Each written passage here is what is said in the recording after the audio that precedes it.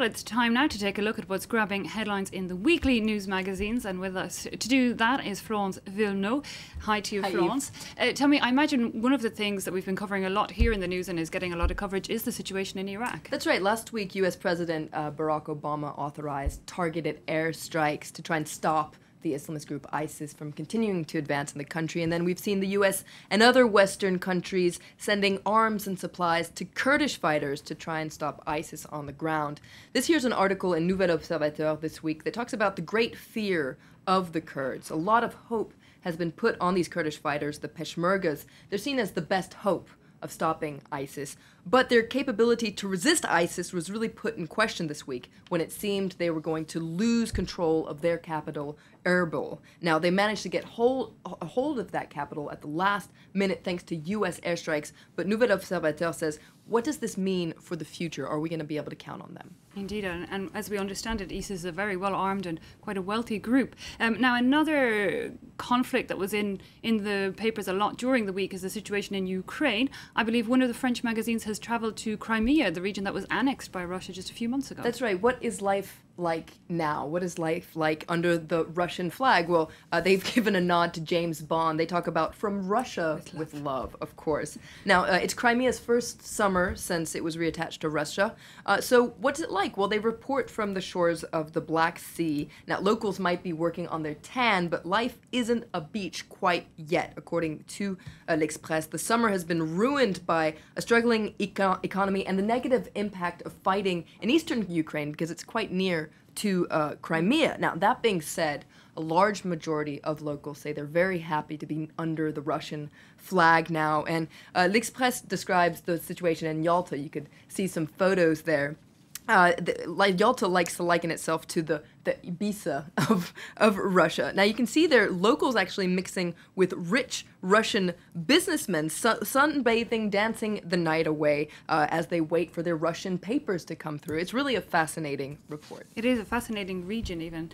Now, next up, I believe Jeune Afrique is looking at a growing population in the African continent, the wealthy. That's right. Jeune Afrique promises a sneak peek into the secret life of the affluent. How do rich Africans live? Now, these leaders, this rich elite, they might be leaders of countries where large parts of the population struggle to get by, but this elite has no money problems, according to Jeune Afrique. Now, they tell this story in 5 chapters. It's a story of yacht races and crazy parties, but chapter 1 is they have no limit to how much money they spend. Chapter 2 is they marry among themselves. Chapter 3 is they like to have a good time. They tell you all their favorite places, nightclubs, etc. And chapter 4 is they keep a close eye on their money. And there's an important chapter, that's chapter 5, that says that they share a part of their wealth. A lot of these wealthy elite, well, they like to donate money, set up charities, etc. And this is seen as being quite a trend among the elite. Okay, not a bad trend.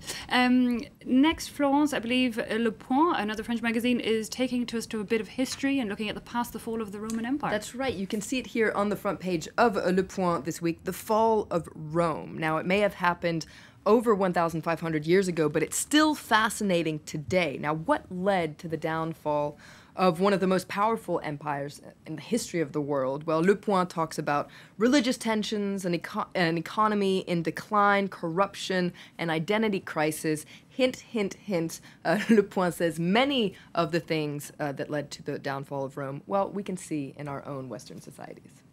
Well, finally, Florence, a very sad week in Hollywood. You know, we had the death of Laurent Bacall at 89, and it came just a day after we all woke up to that shock of the passing away of Robin Williams. That's right. There's been an outpour of emotion in the media across the world. Here you can see Robin Williams on the front page of Paris Match this week. Paris Match focusing on the fact that Robin Williams struggled with alcoholism and depression for years. You can see it says here, Robin Williams taken away by his demons, and he was kept a prisoner by these demons, according to Paris Match. Now, police have confirmed that the 63-year-old actor committed suicide, and there's been a lot of focus in the media on mental illness and suicide in general. And I pulled out an article from The New Yorker this week, which talks about suicide, a crime of loneliness. Now, The New Yorker has some pretty incredible statistics. In the world, every 40 seconds, somebody commits suicide. And in the United States, it's the 10th most common cause of death in people over the age of 10 years old. And the suicide rate is going up in the United States, especially among middle-aged men, according to The New Yorker.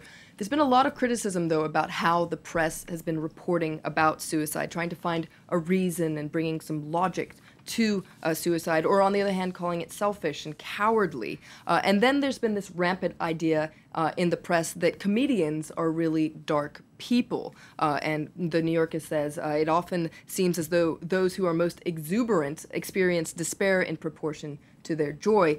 The New Yorker says one should be very careful about how one reports about such an event and remember the humanity behind such an event. And to quote the article, it says, "The disappearance of Robin Williams' infectious glee makes this planet a poorer place."